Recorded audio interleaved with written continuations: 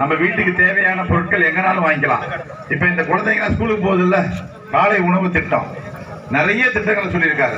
இந்த திட்டங்கள்லாம் இங்க செயல்படுறதுக்கு நீங்க எல்லாம் என்ன பண்ணணும்? எந்த சின்னத்துக்கு ஓட்டு போடணும்? கை சின்னத்துக்கு ஓட்டு போடணும். இங்க திராவிட முன்னேற்ற கழகத்தினுடைய சார்பில் யார் நிக்கிறா? கை சின்னம் நிக்குது. காங்கிரஸ் கூட்டணி வேட்பாளராக கை சின்னம் நிக்குது.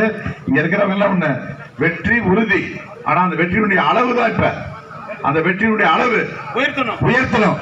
கடுமையா பாடுபடுங்க. 3 தடவை இந்த 3 முறை இந்த தொகுதிக்கு அதிமுக எம்எல்ஏவா இருக்கிறாங்க. 3 முறை ஏதாவது வளர்ச்சி செஞ்சிருக்காங்களா? கடந்த முறை இந்த அதிமுக எம்எல்ஏ பார்த்தாரா?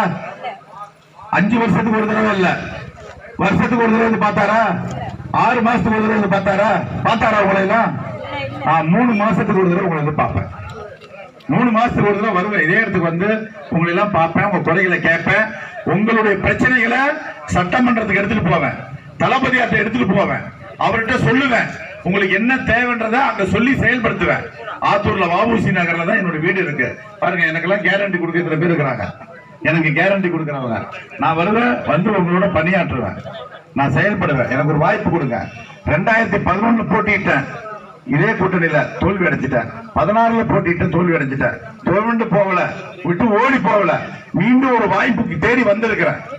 விடாமுயற்சி, விடாமுயற்சி வெற்றி தரும். இந்த தடவை வெற்றி தான். அது உங்களை நம்பிதான் வந்திருக்கிறேன்.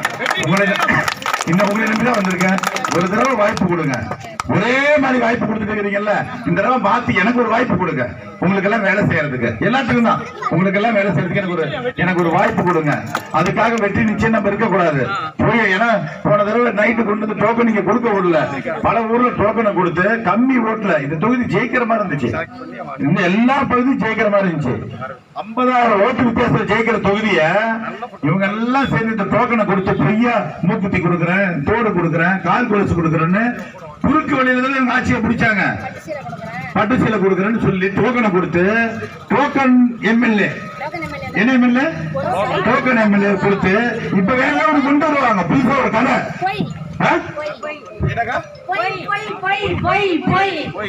அது பொய்ய சொல்லி வந்து என்ன செய்வாங்க? ஏதாவது ஒரு மேச ஒண்ணு போட்டு இவர் அப்படி இவர் இப்படி இதான் சொல்லுவாங்க. நம்பாதீங்க.